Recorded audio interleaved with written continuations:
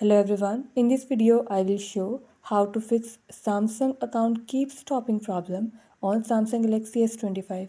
Before starting this video, please press the bell icon or do subscribe this channel. Let's start our video without wasting any time.